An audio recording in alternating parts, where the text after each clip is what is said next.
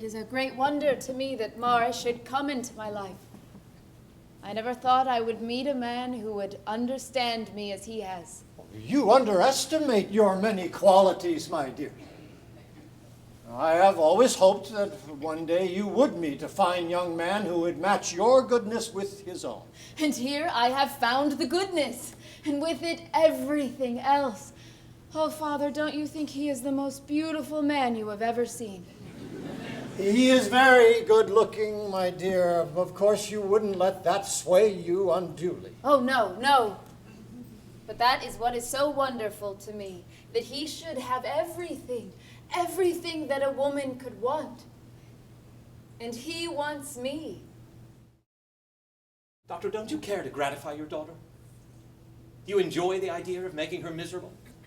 I'm resigned to her thinking me a tyrant for a few months. For a few months? Well, for a lifetime, then. She may as well be miserable that way as with you. Sir, you are not polite, sir. You argue too much. You push me to it. Dr. Sloper, I have fallen in love with your daughter. I am not the kind of man you would choose for her, and for good reason. I have committed every folly, every indiscretion a young man can find to commit. I have squandered an inheritance. I have gambled. I have drunk unwisely. I admit. I confess. All these things. Mr. Townsend, I am acting in the capacity of a judge, not your confessor. I tell you these things myself, Doctor, because I love Catherine, and because I have a great deal at stake. Then you have lost it. No, sir. Just as surely as if you've placed your pittance on the losing number. It is over. You have lost. Don't be too sure of that, sir. I believe if I say the word, she will walk out of this house and follow me. You are impertinent. And may I add, sir, that if I did not love your daughter as much as I do, I should not have put up with the indignities you have offered me today. You have only to leave my house to escape them. Good day, Mr. Townsend. Good day, sir.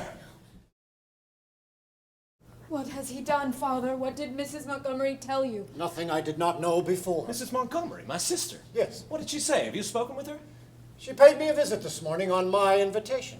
You see how painful this is for me, Father. Surely you will want me to know your reasons. He is a selfish idler. My sister never told you that. No, I say it. But, Father, I know he loves me. I know that he doesn't. In God's name, Father, tell me what makes you so sure. My poor child, I cannot tell you that. You must simply take my word for it.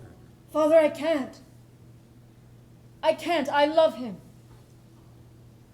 I have promised to marry him, to stay by him no matter what comes. So he forearmed himself by getting a promise like that, did he? You are beneath contempt. Do not abuse him, Father.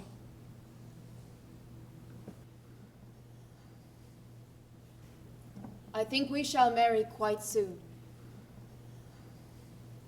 And it is no further concern of mine. Please, Morris, don't. Please don't.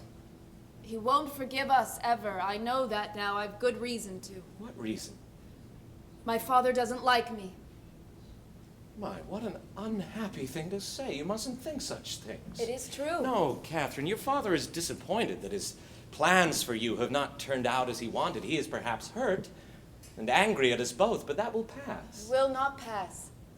My dear, if I am to be your husband, you must begin to trust my judgment. I do, Morris. That's right. How many times do you think fathers have spoken angrily to the daughters they love, particularly when marriage is the question? He does not love me. Of course he does. Indeed, he must love you very much, or he would not be trying so hard to protect you. It is only your future happiness he is thinking of. No, Morris, in this one thing, I know I am right. I could not say it unless I was sure.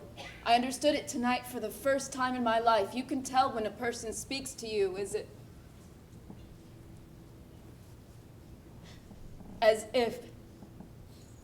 As if what? As if they despised you. Well, I suppose you will be going off with him any time now. Yes, if he will have me. Have you? Oh, really, Catherine?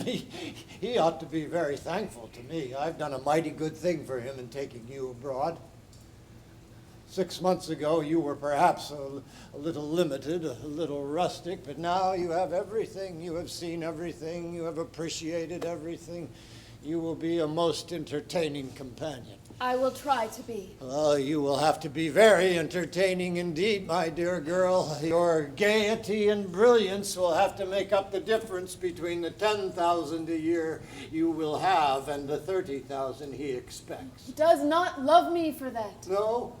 What else then, Catherine? Your beauty, your grace, your charm, your quick tongue and subtle wit?